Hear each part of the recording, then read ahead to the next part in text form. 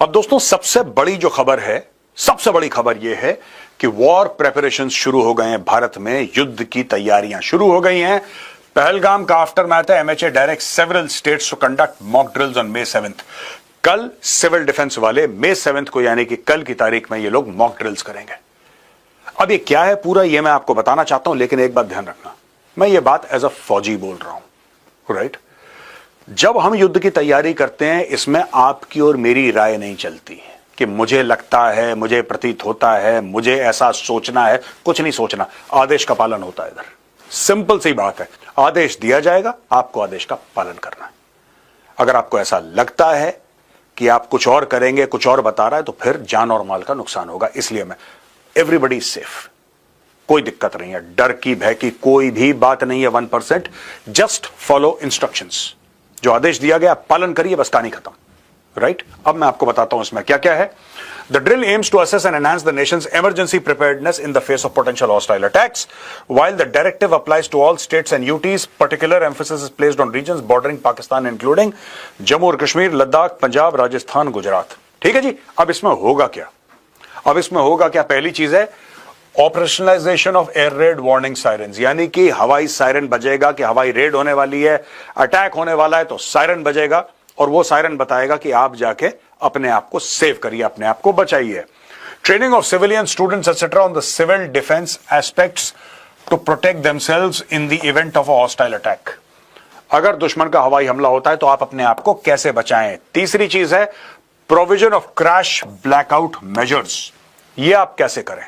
Lights off हो गई, रात के वक्त अटैक हुआ, अगर रात के वक्त अटैक होता है तो ये लोग आपको गाइड करेंगे, ट्रेन करेंगे, समझाएंगे कि साहब ये आपको कार्रवाई करनी है।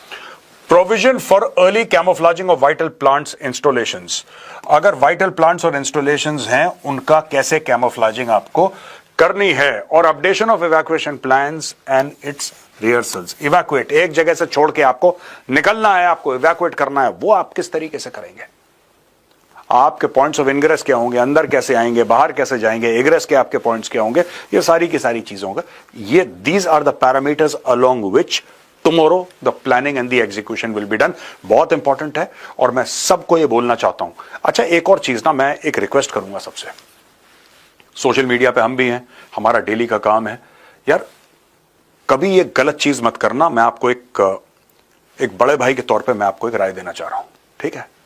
ये बहुत लोगों की आदत है इंस्टाग्राम पे फोटो खींच के रील बनाना, फेसबुक पे, ये सब मत करना। ये सब मत करना। ये बेवकूफी बड़े बड़े पत्रकार कर चुके हैं और लोगों को मरवा चुके हैं।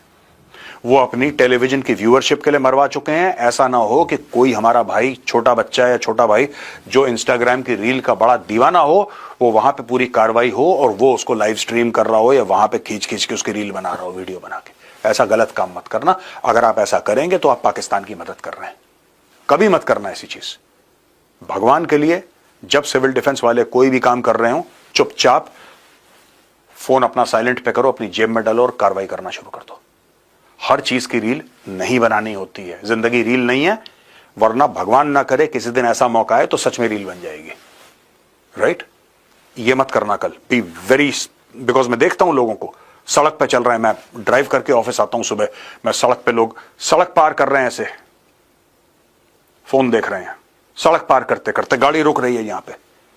ऐसा कभी मत करना, गाड़ी फिर रुक जाएगी। पर अगर युद्ध के दौरान अगर आपने ये सब काम करा या उसके रिहर्सल के दौरान आपने ये सब काम करा तो बहुत जान और माल का नुकसान हो सकता है।